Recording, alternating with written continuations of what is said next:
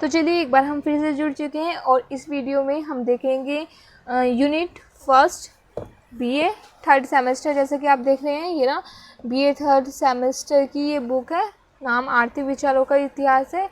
इसकी आज हम आपको फर्स्ट यूनिट करा देंगे, है ना। ये नहीं आपकी फर्स्ट यूनिट, तो आज हम आपको इस वीडियो में फर्स्ट यूनिट कंप्लीट करा देंगे और प्लस नोट्स। तो ये बुक है ये, तो नोट्स तो हम आपको देंगे। अगर आपको इसकी पीडीएफ चाहिए तो आप हमें कमेंट करके बताइए, मैं आपको इसकी पीडीएफ भी डाल दूँगी, ठीक है।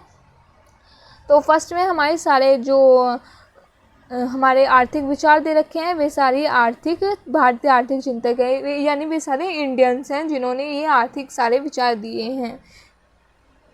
ये इकोनॉमिस्ट नहीं है, बट इन्होंने कुछ अर्थशास्त्र में आर्थिक विचार दिए हैं, उनको इन्होंने बताया है, ठीक है। तो फर्स्ट पहला आ जाता है हमारा डॉक्टर अंबेडकर। डॉक्टर अंबेडकर ने आर्थिक विचार क्या दिए हैं। मैं इसे थोड़ा सा जूम कर लेती हूँ, थोड़ा सा कम कर लेती हूँ, ज़्यादा हो गया, ठीक है। तो इनके पहले हम आर्थिक विचार दे लेते हैं, इन्होंने क्या दिया। फर्स्ट है हमारा वैश्विक मंदी पर प्रभाव। इनके समय में वैश्विक मंदी थी, तो उन्होंने इसके बारे में दिया है कि वैश्विक मंदी का लोगों पर क्या प्रभाव पड़ा था उस समय। तो वैश्विक मंदी आप सब जानते हैं 1930 ईस्वी के दशक में आई थी और उन्होंने बताया था पूरे विश्व बाजार में भीषण मंदी लेकर आया था। ब्रिटिश सरकार के सामने भी गंभीर चुनौतियां थी, खासकर उपनिवेशों में जहां आज़ादी की मांग और पकड़ती जा रही थी, क्योंकि 1947 में तो हमारा देश आज़ाद हो ही गया था। उससे पहले भी काफ़ी हमारे ये जो आज़ादी के लिए काफ़ी मूवमेंट चलाए जा रहे थे। 1905 में हमारा बंगाल विभाजन हुआ था ना, तो उसके बाद उससे काफ़ी पहले से 1857 से सबसे पहले मेरठ में क्रांति स्टार्ट हुई थी। तो उससे लगातार हमारे जो कुछ ना कुछ मूवमेंट चलते ही रहे हैं, किसी न किसी आज़ादी के लिए कुछ ना कुछ काम होता ही रहा है, फिर मंदा पड़ता गया। तो ऐसे में आ जाके हमारा 1947 में देश आज़ाद हुआ था। तो उसी में ये बता रहा है कि उस समय महामंदी भी आई थी 1930 में, और हमारे देश में आज़ादी के लिए भी वो कर रहे थे, जोर शोर प्रयास चल रहे थे, ठीक है। क्योंकि एक तो उन्होंने बताया कि ब्रिटिश शासन के सामने एक तो वो वैश्विक महामंदी थी, और दूसरी ओर जो ये भारतीय आज़ादी की मांग के लिए इतना प्रयास कर रहे थे, तो इनके सामने दो समस्याएं खड़ी हो गई थी बड़ी। वही बता रहा है वहाँ उपनिवेशी सरकार की पकड़ बनाए रखने के लिए स्थानीय समस्याओं का समाधान आवश्यकता था। अगर इंडिया में पकड़ बनाए रखनी है, तो वहाँ पर इंडिया के वहाँ के देश को उन्हें उनकी समस्याओं को समझना होगा, देखना होगा, है ना। तभी तो वहाँ पर उनका पकड़ बनी रहेगी। अगर वे उनका कुछ समाधान ही नहीं करें, लाखों लोग मर रहे हैं, मंदी फैल रही है ना, तो लोग सामान नहीं खरीद पा रहे, तो फिर किसका सरकार पर विश्वास रहेगा। वे विद्रोह करना स्टार्ट कर देंगे। तो इसलिए उनके सामने ये सारी समस्या हो गई थी, उन्हें देखना था पकड़ बनाने के लिए। फिर समस्याओं के कुछ वैश्विक मंदी पर हाथ था, और कुछ स्थानीय रोजगार के उजड़ गए सो उत्पन्न मंदी। यानी ये बताना चाह रहा है कि उनके सामने जो समस्या थी मुख्यतः एक तो वैश्विक मंदी थी, और जो हमारे जो मंदी के कारण जो वहाँ के स्थानीय रोजगार उनसे छीन गए थे वे थे, क्योंकि अब फिर भी विद्रोह करना स्टार्ट कर रहे थे उनका, और जो बड़े जोरों शोरों से विद्रोह चल रहे थे उनका। इसलिए अगस्त 1925 में ब्रिटिश सरकार ने भारत में मुद्रा प्रणाली का अध्ययन करने के लिए royal commission on Indian currency and finance का गठन किया, ठीक है, 1925 में। यह ध्यान रख लेना आप। और इस आयोग की बैठक में हिस्सा लेने के लिए 40 विद्वानों को आमंत्रित किया गया था, उसमें अंबेडकर भी थे। वे जब आयोग में समक्ष उपस्थित हुए, तो वहां मौजूद प्रत्येक सदस्यों के हाथों में उनकी लिखी पुस्तक evolutions of public finance in British India की प्रतियां थी। इस आयोग ने अपनी रिपोर्ट 1926 में प्रकाशित की। उनकी अनुशासनों के आधार पर कुछ वर्षों बाद भारतीय रिजर्व बैंक की स्थापना हुई। इस बैंक की अभिकल्पना नियमानुदेश जो हमारे क्या कहते हैं भारतीय रिजर्व बैंक की स्थापना स्वतंत्रता से हमारे पहले ही हो गई थी। 1926 के बाद ही हो गई थी, कुछ समय बाद। कार्यशैली और रूपरेखा अम्बेडकर की शोध पुस्तक प्रॉब्लम ऑफ रुपीस पर आधारित थी। तो इन्होंने ये बताई हैं वैश्विक मंदी के क्या प्रभाव पड़े थे, कैसे ब्रिटिश सरकार पर भी इसके प्रभाव पड़े थे और वहाँ के जो आम जनता थी उन पर भी प्रभाव पड़ते। ब्रिटिश सरकार के सामने जो दो मुख्य समस्या हो गई थी, एक तो ये महामंदी थी और उनके कारण जो वहाँ पर स्थानीय यानी इंडिया के लोग और ज़्यादा विद्रोह करने लगे थे, वहाँ के लोग बेरोजगार हो रहे थे। तो उसके सामने ये दो मुख्य समस्या हो गई थी, क्योंकि वहाँ पर मंदी फैल रही थी। तो उनका वहाँ की पकड़ को बनाए रखने के लिए, जिससे वहाँ पर विद्रोह ना करें, हमारा राज चला रहे, तो उनको भी कुछ करना था मंदी के लिए। ठीक है, तो इन्होंने ये सारे बताए हैं, मतलब ये बताया वैश्विक मंदी का क्या प्रभाव पड़ता है। फिर सेकंड आ जाएगा मुद्रा का मूल्यांकन। तो मुद्राओं का मूल्यांकन को लेकर अम्बेडकर के दृष्टिकोण मानवीय था, कल्याणकारी अर्थशास्त्र में मिलता है। उनका कहना था लोगों के लिए मुद्रा का वास्तविक मूल्य उसके बदले मिलने वाली आवश्यक वस्तुओं से तय किया जाता है। कि इन क्या कहने का था कि मुद्रा का अपना कोई मूल्य नहीं होता, बल्कि मुद्रा के बदले में हमें जो वस्तुएं मिलती हैं उनका मूल्य होता है, और उसका भी मूल्य हर प्रत्येक मनुष्य के समय, इच्छा, मतलब हर कंडीशन अलग अलग होता है। मतलब मान लीजिए अगर कोई इंसान प्यासा है, उस समय उसका पानी के लिए वो कितने ही पैसे खर्च कर सकता है। मतलब वो समझ लीजिए एक इंसान वहाँ रेगिस्तान में कोई प्यास से मर रहा है, उसके लिए पानी की कीमत लाखों करोड़ों रुपए की भी होगी, क्योंकि वो उस पानी के लिए लाखों करोड़ रुपए भी स्पेंड कर देगा। अगर एक इंसान को प्यास हल्की सी लग रही है, इतनी नहीं लग रही है, वो उसके लिए लाखों करोड़ रुपए नहीं देगा। पर लेकिन जो एक इंसान उस परिस्थिति में दे देगा, तब उसे बहुत ज़्यादा प्यास लग रही है, अब उस पर लग रहा है उसे पानी के बगैर एक मिनट भी नहीं रहा जाएगा, तो वो उसके लिए लाखों करोड़ रुपए भी दे देगा। ठीक है, तो ये समय और परिस्थिति सबके लिए अलग अलग होती है। मतलब मुद्रा का मूल्य अलग अलग होता है, हर मनुष्य के लिए भी अलग होता है, समय और परिस्थिति दोनों अलग, सबके लिए अलग होता है। फिर उन्होंने दिया है भूमि सुधार एवं राष्ट्रीयकरण पर उन्होंने कुछ आर्थिक विचार दिए हैं। अम्बेडकर को मशीनों और स्पर्धात्मक उत्पादन व्यवस्था से कोई शिकायत न थी, लेकिन वे चाहते थे कि सभी प्रमुख और आधारभूत उद्योग सरकार के अधीन हों। मतलब ये कह रहे थे कि उन्हें कोई भी मशीन का जो इस्तेमाल होने लगा था अब इंडिया में, तो उनसे कोई शिकायत नहीं थी, पर लेकिन जो हमारे जो प्रमुख उद्योग हैं वो सरकार के अधीन हों। उनका मानना था कि कोई भी आर्थिक सुधार की जो योजना है बिना भूमि सुधार के संभव नहीं हो सकती।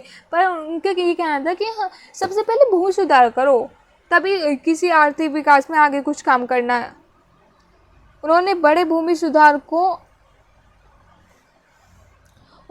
भूमि स्वामियों की आय को आयकर के दायरे में लाने का सुझाव दिया और 1946 में अखिल भारतीय स्तर पर भूमि सुधार की आवश्यकता पर जोर दिया। उन्होंने कहा कि भूमि वितरण में असमानताओं के कारण समाज में बड़े हिस्सों का बहुत छोटी जोतों में काम चलाना पड़ता है। मतलब जो भूमि का जो असमान वितरण हो रहा है, तो किसी के पास तो उनके कह रहे हैं कि भूमि का बहुत बड़ा भाग और किसी के पास इतना छोटा है कि वे अपनी जरूर दिनचर्या, मतलब अपनी रोज़मर्रा की आवश्यकताओं को भी पूरा नहीं कर पाते हैं।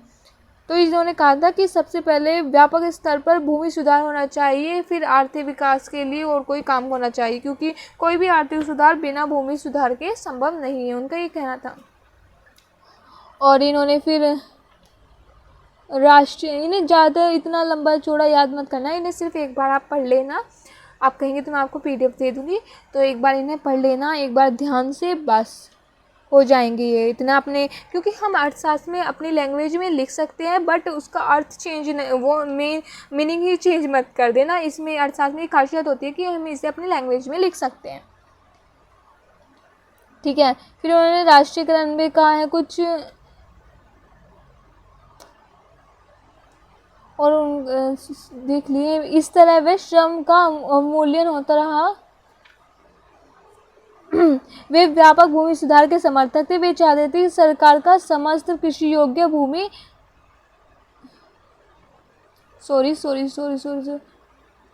वे जो होता है ना एक राष्ट्रीयकरण का भी चाहते थे, इसमें पता नहीं कहाँ दे रखा है, छोड़ो मैं आपको ही बता देती हूँ।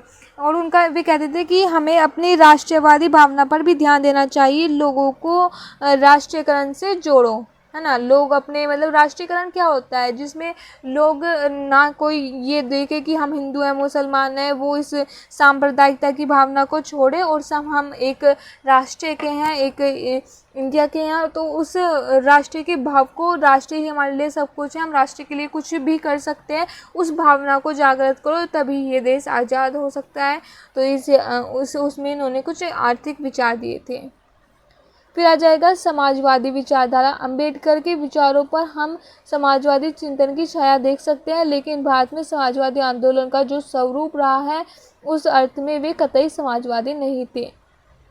हम उन्हें आमूल परिवर्तनवादी कह सकते हैं, क्योंकि वे सामाजिक समानता के लक्ष्यों को, दलितों की वर्गीय चेतना, शैक्षिक सामाजिक उन्नति तथा लोकतंत्र परिवर्तन द्वारा प्राप्त करना चाहते थे। इसलिए उन्हें मतलब डॉक्टर अंबेडकर, भीमराव अंबेडकर को तो आप सबसे जानते हैं कि इन्होंने दलितों के लिए ही ज़्यादा काम करा है, निम्न वर्ग के लोगों के लिए उन्होंने ज़्यादातर काम करा है। तो इन्होंने इसमें कहा है समाजवादी विचारधारा में हम उनको इस एक तरह से समाजवादी इतना विचारधारा नहीं कह सकते, क्योंकि उन्होंने ज़्यादातर निम्न वर्ग के लोगों पर ध्यान दिया है। उन्होंने कहा कि निम्न वर्ग के लोगों को अगर हम ऊपर उठाएंगे तभी हमारा सामाजिक विकास हो सकता है, और इन्होंने लोगों पर कोई भी इतना ध्यान नहीं दिया है। तो हम इन्हें पूरे मतलब समाज के सिर्फ एक ही वर्ग को देखा है ना, और वर्ग को तो इन्होंने छोड़ दिया है, तो इसलिए हम इन्हें एक बार पूरी तरह से सामाजिक विचारधारा नहीं कह सकते, कहेंगे भी, क्योंकि इन्होंने निम्न वर्ग के लिए जिनका लोग कम ध्यान दे रहे थे तो उन पर ध्यान दिया है, उन्हें ऊपर उठाने के लिए इन्होंने प्रयास करा है, ये आप सब जानते हैं। वर्गभेद। अंबेडकर मार्क्स के वर्गभेद की अवधारणा से सहमत थे, परंतु इस संशोधन के साथ वे भारतीय समाज में वर्गभेद मुख्यतः सामाजिक सांस्कृतिक रहा है। उनका मानना था कि जाति की समस्या के समाधान के बिना भारत में किसी भी सुधारवादी आंदोलन की सफलता संदिग्ध होगी।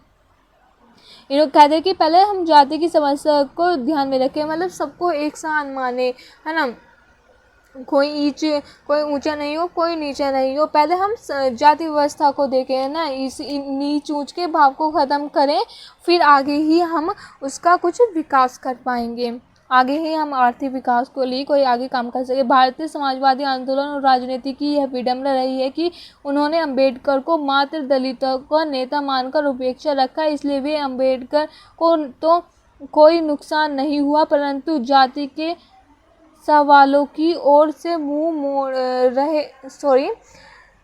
जाति की ओर से मुंह मोड़े रहने के कारण भारत का समाजवादी आंदोलन लगातार अपनी प्रासंगिकता खोता रहा है। ठीक है, कई लोगों ने कहा है कि सिर्फ जो अंबेडकर थे सिर्फ वे दलितों के नेता थे, दलितों के बारे में ही सोचते थे, उनके बारे में ही काम करते थे, और उन्हें सिर्फ उनका ही नेता बनाया है, इससे उनका तो कुछ नहीं बिगड़ा। इसमें बताया गया है कि इसमें अंबेडकर का तो कुछ नहीं बढ़ गया, पर लेकिन उनका जो हमारा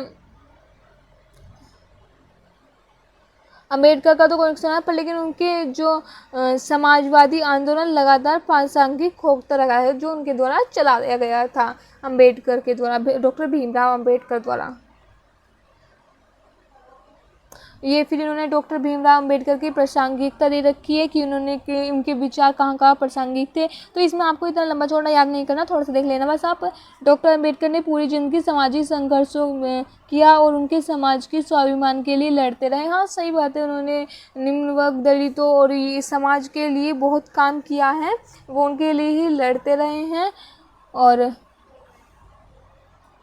उनके सामाजिक विचार में हमें दलित वंचित समाज के लिए सामाजिक न्याय को पाने की कोशिश झलकती है, क्योंकि उन्होंने दलितों के लिए जो उनके और उनके बारे में इतना कोई सोचता नहीं था। उन्होंने भीमराव अंबेडकर के बारे में उनके बारे में सोचा, उनके ऊंचाइयाँ दी। अगर मैं कहूँ तो उनकी वजह से ही इनका दलितों का थोड़ा सा ये नहीं कहूँगी है ना, तो मतलब इन्होंने उनके लिए बहुत सारा काम किया है, बहुत अच्छा काम किया है इन्होंने। तो दलित वंचित समाज के लिए सामाजिक न्याय को पाने की कोशिश झलकती है। वे एक ऐसा आदर्श समाज बनाना चाहते हैं जो समानता, स्वतंत्रता, ये देखो कितनी अच्छी बात कही है उन्होंने, जो समानता, स्वतंत्रता और बंधुत्व के विचार पर आधारित हो। मतलब सब लोग समान हो, स्वतंत्र हो और बंधुत्व, मतलब ये भाईचारे की तरह सब आराम से कोई हंसी खुशी रहे। ये बहुत अच्छी बात है। सब समान हो, स्वतंत्र हो और बंधुत्व, इसे नोट कर लेना आप अच्छे से। विचार पर आधारित किया है, ठीक है। और इनके अप्रासंगिकता आप इनके पढ़ लिया है तो आप खुद लिख भी सकते हैं। और अगर आप पढ़ना चाहें तो इसे पढ़ लेना, वीडियो पोस्ट करके स्क्रीनशॉट लेकर। अगर आपको इसकी पीडीएफ चाहिए तो मुझे कमेंट करके बता दीजिए, पीडीएफ में भी मैं डाल दूँगी। फिर हमारा नेक्स्ट आ जाएगा कौटिल्य के आर्थिक विचार क्या थे। इन्होंने सबसे पहले बताया अर्थशास्त्र क्या है। अर्थशास्त्र एक निरंतर चलने वाला क्रम है। फिर बहुत धन से क्या तात्पर्य। कौटिल्य ने धन का बहुत ही विस्तृत अर्थ लिया है और धन के अंतर्गत निम्नलिखित को सम्मिलित किया है। द्रव्य अथवा पदार्थ जो प्राप्त किया जाए, स्वर्ण, रजत, संचित धन, समृद्धि, ये इन्होंने सब भौतिक धन के बारे में बताए, इन सबको सम्मिलित किया है, देख लेना आप। ठीक है, तो काम हम वो समझाएंगे, थोड़ा सा हार्ड हो, इन्हें तो आप खुद पढ़ सकते हैं। फिर हमारा इन्होंने थर्ड विचारधारा दी, धन को प्राप्त करने की विधियाँ तथा उद्देश्य। मतलब उन्होंने कहा कि आप धन को कैसे प्राप्त कर सकते हैं, उनकी विधियाँ क्या है और उनके उद्देश्य क्या है, आपके क्यों प्राप्त करना चाहते हैं। तो जिस प्रकार विद्या को प्रशिक्षण प्राप्त किया जाता है, उसी प्रकार धन को भी कण कण करके प्राप्त किया जाता है। प्रत्येक व्यक्ति को जो विद्या अथवा धन प्राप्त करना चाहता है, क्षण तथा कण को महत्व को नहीं भूलना चाहिए। यदि धन को अच्छी पत्नी, अच्छे पुत्र तथा अच्छे मित्र का पालन पोषण करके अथवा धन मात्र दान के उद्देश्य से प्राप्त किया जाता है तो धन की प्राप्ति सदा लाभदायक होती है। तो इनका ये कहा गया खुद ही कथन है, तो इसमें आप कुछ जोड़ घटा नहीं कर सकते, इसे जैसा है आपको वैसा ही लिखना होगा। ठीक है, इन मेन बात कहूँ तो इनका अगर आप ये पूरी कोटेशन नहीं लिखेंगे तो इसे आप अपने शब्दों में ऐसे लिख देना कि इन्होंने अपने धन और विद्या के बारे में समानता इस प्रकार प्रस्तुत किया। उन्होंने कहा कि जैसे जैसे हम विद्या को कण कण करके ग्रहण करते हैं, मतलब थोड़ा थोड़ा करके हम बहुत सारी विद्या ग्रहण कर लेते हैं, यानी कुछ ज्ञानी हो जाते हैं या थोड़ा थोड़ा करके बहुत सारी चीज़ें जानते हैं, वैसे ही हम धन के बारे में भी कहते हैं। धन को हम थोड़ा थोड़ा करके बहुत सारा इकट्ठा कर लेते हैं। जैसे उन्होंने विद्या को हमारा यदि धन को अच्छी पत्नी और अच्छे पुत्र तथा मित्र का पालन पोषण करने अथवा धन मात्र दान के उद्देश्य से प्राप्त किया जाता है। उन्होंने कहा है अगर हम धन के उद्देश्य, उन्होंने कहा था ना धन प्राप्त करने की विधियाँ, तो इन्होंने धन प्राप्त करने की विधियों में तो ये बता दी कि थोड़ा थोड़ा जैसे विद्या थोड़ी थोड़ी प्राप्त करती है, वैसे ही धन भी थोड़ा थोड़ा करके क्षण और कण को महत्व देकर धन प्राप्त कर सकते हैं। और इसका उद्देश्य क्यों करना चाहिए हमें, धन को अच्छी पत्नी, अच्छे पुत्र तथा मित्र का पालन पोषण करने अथवा दान उद्देश्य के लिए प्राप्त करना चाहिए, यानी दान के लिए और पत्नी, पुत्र और मित्र के पालन पोषण के लिए करना चाहिए आपको धन का। फिर आ जाएगा धन सच्चे के ऊपर। बस इतना ही बहुत है आपका, इतना डीप मत जाना, आप इन्हें देख लेना अगर आप इन्हें देखना चाहें तो। इसमें पूरा इसे खोल के दे रखा है, जो इस सवाल का अर्थ ढूंढना चाहे, धन को कैसे प्राप्त करें और उसका उद्देश्य क्या होना चाहिए, तो वो इसे पूरा अच्छे से पढ़ सकते हैं। अच्छा है, पढ़ लीजिए आप। इसमें पढ़ना मत है, इसमें इतना कुछ समझने की बात है नहीं, तो आप इसे पढ़ के इसे अच्छे से समझ जाएंगे। ठीक है, और कुछ हो तो बता दीजिए, मतलब मैं इसका आपको पीडीएफ भी प्रोवाइड करा दूंगी अगर आपको चाहिए तो।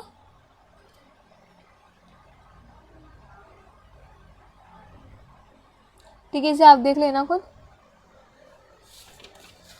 फिर आ जाएगा हमारा दादा भाई नेरोजी। दादा भाई नेरोजी आ जाएंगे हमारे, इनके आर्थिक विचार क्या थे। दादा भाई नेरोजी ने कई महत्वपूर्ण ग्रंथों की रचना की है। इनके सभी ग्रंथों में भारत में निर्धनता एवं गैर ब्रिटिश शासन सर्वाधिक प्रसिद्ध है। भारत में निर्धनता और गैर ब्रिटिश शासन, poverty and un British rule India, दादा भाई नौरोजी की फेमस बुक है। ठीक है, नाम याद रख लेना। फिर उन्होंने आर्थिक विचार, निर्धनता की समस्या पर आर्थिक विचार दिए हैं।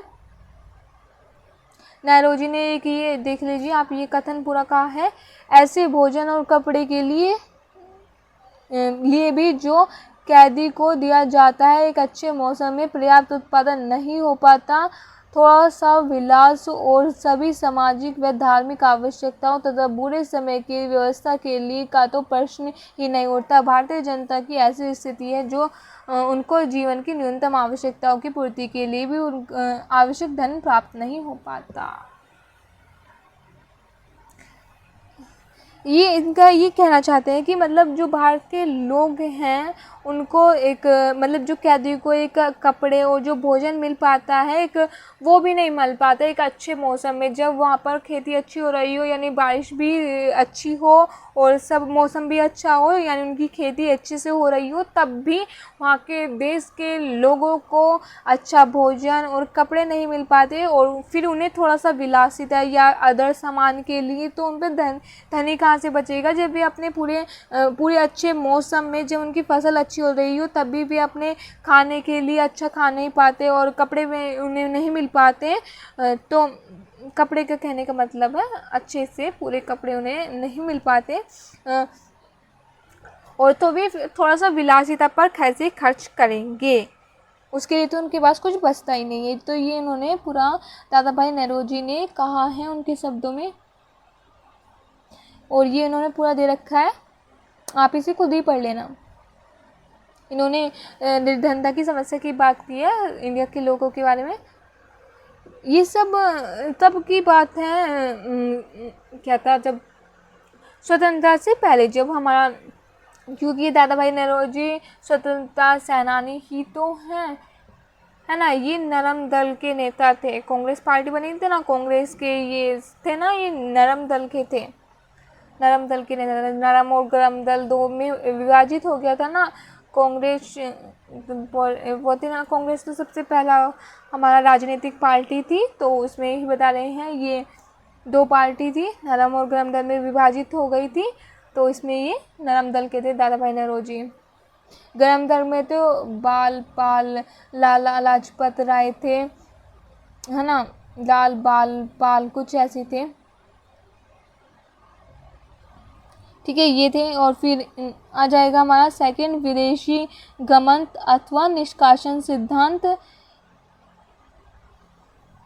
विदेशी गमन निष्कासन सिद्धांतों, drain theory, the drain theory, इसे बहिर्गमन सिद्धांत भी कहते हैं। इस सिद्धांत से तात्पर्य यह है कि भारत का रुपया इंग्लैंड को भेजा जा रहा है, जिस कारण वे भारतीय निरंतर गरीब होते जा रहे हैं। मतलब ड्रेन थ्योरी का मतलब ये है कि जो भारत का पैसा है विदेशों को भेजा जा रहा है और जिसके कारण वे निरंतर गरीब हो रहे हैं। उन्होंने बताया कि भारत से बहुत सारा पैसा ब्रिटिश को भेजा गया, वहाँ पे भेजा गया, क्योंकि अंग्रेज ही यहाँ से धन को लूटते थे और ब्रिटिश वहाँ पर अपने देश भेजते थे।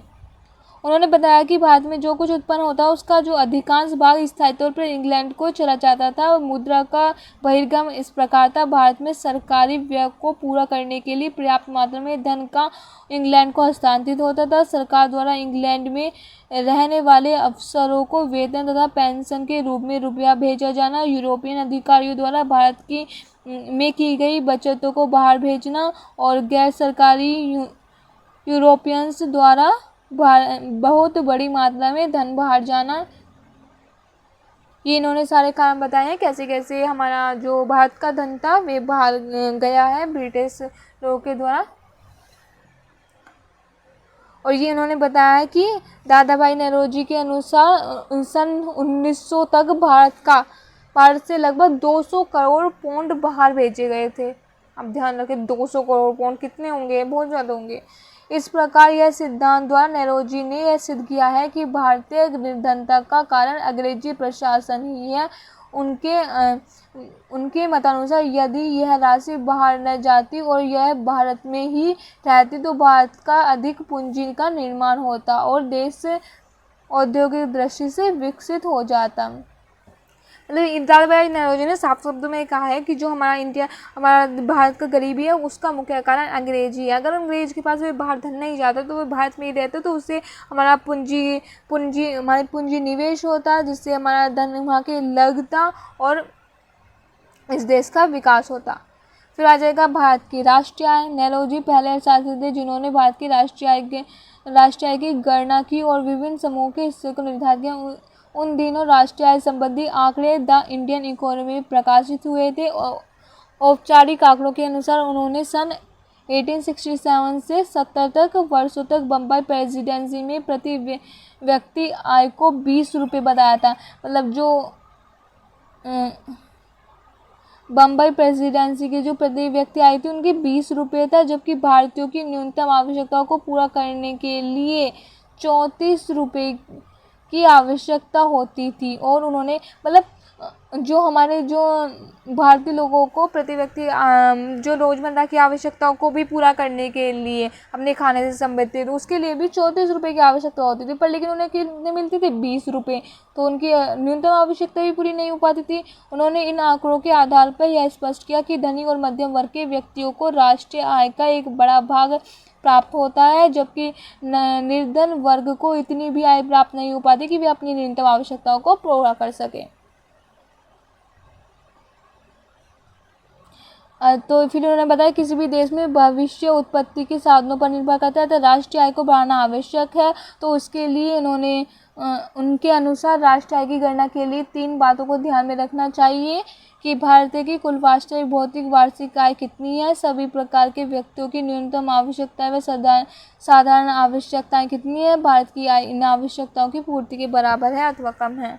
तो इन्होंने पूरे भारत की राष्ट्रीय आय से संबंधित विचार दिए हैं। फिर ब्रिटिश शासन की इन्होंने आलोचना की है। नेहरू ने अपने लेखों को और भाषणों के माध्यम से ईस्ट इंडिया कंपनी के प्रशासन के दोषों पर प्रकाश डाला। उन्होंने बताया कि कंपनी भारत के व्यापार को नष्ट कर रही है, भारत का प्रशासनिक विदेशियों द्वारा चला रहा है, जो हमारा जो भारत का प्रशासन है वो भी विदेश द्वारा चला जा रहा है, और जो यहाँ के औद्योगिक धंधे थे, यहाँ के जो काम थे उसको भी नष्ट कर रही हैं, क्योंकि यहाँ से सिर्फ वे कच्चा माल ले जाते थे और अपने देश से पक्का माल ला के फिर वे भारत में बेचते थे। यानी यहाँ से वे एक तो अपना सामान ले जाते थे और यहाँ को एक अपना विशाल तौर पर बाजार भी बना रखा था। उन्होंने बताया कि अंग्रेजों का यह दावा था कि भारत में उन्होंने शासनकाल में उन्नति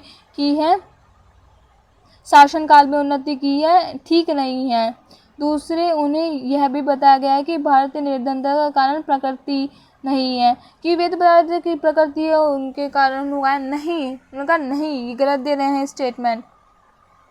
यदि भारत ने अंग्रेजों के अधीन उन्नति नहीं की तो भारत में अंग्रेजों के अस्तित्व का कोई औचित्य नहीं है। ये सारे इन्होंने अपने स्टेटमेंट में ब्रिटिश शासन की आलोचना की है। पढ़ लेना पूरा अच्छे से, ठीक है। यही है बस दादा भाई नौरोजी का। अब हमारा कितना रह रहा है, थोड़ा सा ज़्यादा रहा है। फिर आ जाएंगे हमारे आर.सी. दत्त। आर.सी. दत्त ने भी आर्थिक विचार दिए। भारत की दरिद्रता का विश्लेषण किया है इन्होंने, वही है, इसमें भी पढ़ लेना और कुछ नहीं है इसमें कहा। निर्धनता को नियंत्रण के उपाय, इन्होंने पहले तो दरिद्रता का विश्लेषण किया, फिर उन्होंने निर्धनता को नियंत्रण करने के उपाय भी दिए। उन्होंने कहा कि बेकार तथा अर्ध बेरोजगारी दूर करने के लिए कुटीर उद्योग का स्थापना करना चाहिए, सिंचाई सुविधा का विस्तार करें, राज्य के ऋण की ब्याज दर कम करें और सरकार अपने व्यय में कटौती करे। ये सारे इन्होंने सुझाव दिए थे। और भूमि व्यवस्था में सुधार के भी इन्होंने सुझाव दिए हैं, कुछ पढ़ लेना आप इन्हें, और ये अन्य सुझाव थे इनके।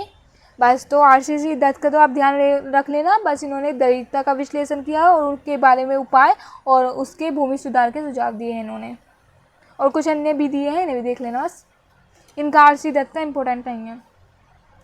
आ जाता है हमारा राम मोहन लोहिया। इन्होंने कुछ आर्थिक विचार दे रखे हैं। इनका पहला है पूंजीवाद पर। इन्होंने दिया कि उन्होंने पूंजीवाद को एक दोषपूर्ण व्यवस्था बताई। उन्होंने कहा है कि पूंजीवाद के बारे में बताया कि पूंजीवादी विकास जो पूंजीवाद का मुख्य उद्देश्य लाभ का उद्देश्य, उसका कोई जनता का कल्याण करना नहीं, सिर्फ अपना लाभ करना है। औपनिवेशिक तथा अनौपनिवेशिक शोषण के बिना नहीं हो सकता। और जो पूंजीवादी लाभ है वो औपनिवेशिक और नवोपनिवेशिक शोषण के बिना नहीं हो सकता, क्योंकि देश में संकट मांग की कमी के कारण है और विकासशील देशों में यह क्रियाशीलता की कमी के कारण है। विकसित देशों में तो यह मांग की कमी के कारण है और विकासशील में यह क्रियाशीलता की। इसलिए पूंजीवादी देश आंतरिक उपनिवेशिक बनाने और श्रम का शोषण करने की कोशिश करते हैं। डॉक्टर लोहिया की दृष्टि में पूंजीवादी विकास का इतिहास औपनिवेशिक जनता की बढ़ती गरीबी और उनके भूखे रहने और भूमि श्रम में परिवर्तन का इतिहास है। पूंजीवाद में सबसे ज़्यादा पीड़ित औपनिवेशिक जनता है। इन्होंने पूरा दे रखा है, इसे आप अच्छे से पढ़ लेना है और इसमें कोई खास नहीं है, इंपॉर्टेंट भी नहीं है, चाहे छोड़ देना। फिर उन्होंने विकेंद्रीकरण समाजवाद पर दिए हैं। फिर औद्योगिकरण और मशीन पर इन्होंने कहा है कि औद्योगिकरण और मशीन कैसे देश के अपने कुटीर उद्योगों को ख़त्म कर रही है। लोहिया ने कहा कि बड़े उद्योगों पर आधारित औद्योगिकरण समस्याग्रस्त था, उसके रोजगार की समस्या का समाधान नहीं हुआ। उनके विचार में पूंजीगत और कम्युनिस्ट दोनों एक ही प्रकार की अर्थव्यवस्था की प्रगति में विश्वास रखते थे। इन्होंने कहा कि मशीनरी से हमारे देश का रोजगार खत्म हो रहा है, जो हमारे कुटीर उद्योग थे वे भी नष्ट हो रहे हैं, जो उनके काम थे, तो इससे मशीनरीकरण से नुकसान हुआ है। तो यही पूरा इन्होंने बताया है, इसलिए आप अपने शब्दों में भी लिख सकते हैं। फिर उन्होंने कह रहे समानता, वित्तीय संकट, पर्यावरण चिंता कि कैसे मशीनरीकरण का भी इस्तेमाल कर रहे हैं तो उनसे धुएँ वुएँ से मतलब पर्यावरण संकट में आ रहा है, उससे कई बीमारियां भी फैल रही हैं, नहरों में नदियों में हवा दूषित हो रही हैं आदि। ये आप पूरा पढ़ भी सकते हैं इसे। फिर उन्होंने स्थानीय प्रशासन, लोहिया के सामाजिक कार्यक्रम पूरा दे रखा है। वीडियो पोस्ट करिए, आराम से पढ़िए, कुछ इतना समझाने वाला इसमें है नहीं। फिर आ जाएगा हमारा गांधी जी के आर्थिक विचार, ये इंपॉर्टेंट है, इसे आप अच्छे से कर लेना। इसमें इन्होंने दिया है पहले अर्थशास्त्र की प्रकृति कैसी है। मैं अर्थशास्त्र और निजी शास्त्र में कोई भेद नहीं करता, और ये गांधी जी का खुद का स्टेटमेंट है जो इससे लिख रहा है, ब्लैक से लिखा है। अर्थशास्त्र का कोई भी मूल्य होने के लिए यह आवश्यक है कि उसमें धर्म अथवा आध्यात्मिकता की सीमाओं में आने की क्षमता हो। इसमें अध्ययन प्रणाली दे रखी। उन्होंने अर्थशास्त्र के अध्ययन के लिए निगमन आगमन विधि को दिया। और फिर सादा जीवन उच्च विचार पर वे समर्थन करते थे। कुटीर व लघु उद्योग को उन्होंने बढ़ावा दिया था। वर्ण व्यवस्था, उन्होंने कहा था कि वर्ण व्यवस्था को जन्म के आधार पर श्रम का सुंदरता विभाजन किया है। मेरे सामने उच्च व निम्न वर्ग का प्रश्न नहीं, यह केवल मात्र कर्तव्य का प्रश्न है। उन्होंने कहा है कि कोई भी जन्म से वैश्य या शूद्र नहीं होता, मतलब सब कर्म से होते हैं, काम के आधार पर उन्होंने विभाजन किया वर्ण का। तो व्यक्तिवादी, मानवतावादी और फिर श्रम का महत्व के उन्होंने कहा है मानव श्रम ही सच्चा धन है, काम ही पूजा है। फिर मुद्रा संबंधी विचार, उनके कहा था जीवन का उचित मूल्य धन का न होकर नैतिकता है। फिर उन्होंने न्याय साधिका का सिद्धांत ये दिए रखे हैं, आप पढ़ लेना। बस आपको बता देना, अगर आपको पीडीएफ चाहिए तो मैं डाल दूंगी। फिर मशीन संबंधी विचार दिए। उन्होंने कहा है कि मशीन कोई ये देखिए यहाँ दे रखा है इन्होंने खुद का स्टेटमेंट, यदि काम करने वालों की ये लिख रखा है, यदि काम करने वालों की कमी हो तो मशीनरी अच्छी मानी जाती है, परंतु यदि काम करने वालों आवश्यकता से अधिक हो तो मशीनरी खराब होती है। इन्होंने कहा है, हाँ इन्होंने सही कहा, क्योंकि इंडिया में काम करने वालों की कमी नहीं है, तो इन्होंने यहाँ के लिए इसे मशीनरी को ख़राब बताया है। वहाँ पे उन्होंने वहाँ के लिए इसे अच्छा बताया कि जहाँ पर काम करने वालों की कमी है तो उस देश के लिए वहाँ के लिए मशीन अच्छी है, पर लेकिन जहाँ पर काम करने वाले प्रचुर मात्रा में हैं, अगर वहाँ भी हम मशीनों का इस्तेमाल करेंगे तो वे काम करने वाले नौकरी से निकल जाएंगे, तो फिर उन्हें उनके रोजगार की समस्या उत्पन्न होगी, ये बेरोजगार हो जाएंगे। इन्होंने सारे दिए हैं। फिर औद्योगिकरण संबंधी विचार दिए हैं, विकेंद्रीकरण, वितरण की समस्या, जनसंख्या संबंधी विचार, खाद्य कर शास्त्र, कृषि संबंधी विचार, इनके सारे विचार हैं, आप इन्हें पढ़ लेना अच्छे से, ठीक है। गांधी का इम्पोर्टेंट है, कर लेना गांधी जी का। फिर आ जाएगा हमारा चौधरी चरण सिंह, किसानों के मसीहा थे। अगर आप CCSE यूनिवर्सिटी के हैं तो आपके लिए चौधरी चरण सिंह मोस्ट इम्पोर्टेंट है ना। इसे अच्छे से कर लेना। एक किसानों के मसीहा थे। इन्होंने किसानों के लिए बहुत सारा काम किया है। स्वतंत्र भारत में एक महत्वपूर्ण किसान नेता चौधरी चरण सिंह थे। किसानों के मुद्दे पर लड़ाई लड़ी है इन्होंने ग्रामीण जनता के बीच किसानों के मुद्दों के बारे में जागरूकता पैदा करी है। कृषि क्षेत्र के तत्काल ध्यान देने की आवश्यकता है। उन्होंने ये कहा था क्योंकि भारत का मुख्य रूप से ग्रामीण कृषि अर्थव्यवस्था 80% से ज़्यादा अधिक आबादी गाँवों में ही रहती है। तो इन्होंने ये सारे कृषि से संबंधित ये नेता थे। तो इन्होंने कृषि के बारे में पूरा विचार किया। आप इन्हें पूरा अच्छे से पढ़ लेना। क्या आपके लोग खत्म हो गए? यही कर लेना, यही बहुत है। इनमें से आपके सारे शॉर्ट बाई शॉर्ट हो जाएंगे। फिर भी अगर आप देखना चाहें तो मैं आपको ये दिखा देती हूँ, ये बताऊँगी नहीं मैं, क्योंकि ये सारे लॉन्ग क्वेश्चन में से ही है और इसमें कुछ है नहीं, लॉन्ग क्वेश्चन में से ही हैं। मैंने सारे ये पढ़ रखे हैं, ये सारे ही लॉन्ग क्वेश्चन में से। अगर आपने लॉन्ग क्वेश्चन पढ़ लिए हैं तो इन्हें पढ़ने की ज़रूरत नहीं है। हाँ, ये इसमें ये दे रखा है, गांधीवाद और साम्यवाद क्या थे, इनमें अंतर दे रखा है। इन्हें बस आप एक बार पढ़ लेना। निजी संपत्ति की बुराइयों को दूर करना गांधीवाद था। निजी संपत्तियों को उन्मूलन, अहिंसा का समर्थक थे, ये क्रांतिकारी थे साम्यवाद। ठीक है, देख लेना बस इसे आप एक बार, और किसी को देखने की जरूरत नहीं है। फिर मैं आपको पूरा दिखाऊंगी ये, ठीक है, देख लीजिए आप इसे।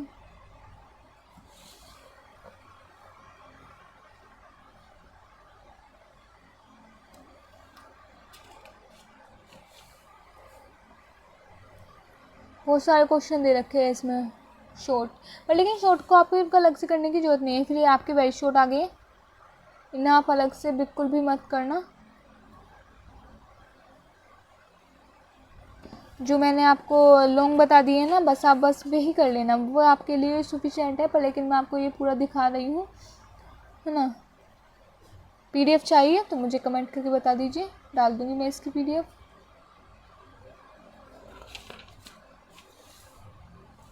ठीक है, ये आपका पूरा चैप्टर कंप्लीट हो गया। यूनिट फर्स्ट आपकी ये कंप्लीट हो गई। ना, यूनिट फर्स्ट का ये भी कंप्लीट नहीं हुई। हाँ, कंप्लीट होगी ना, एक बार देख लेती हूँ मैं, रुक जाइए एक सेकेंड।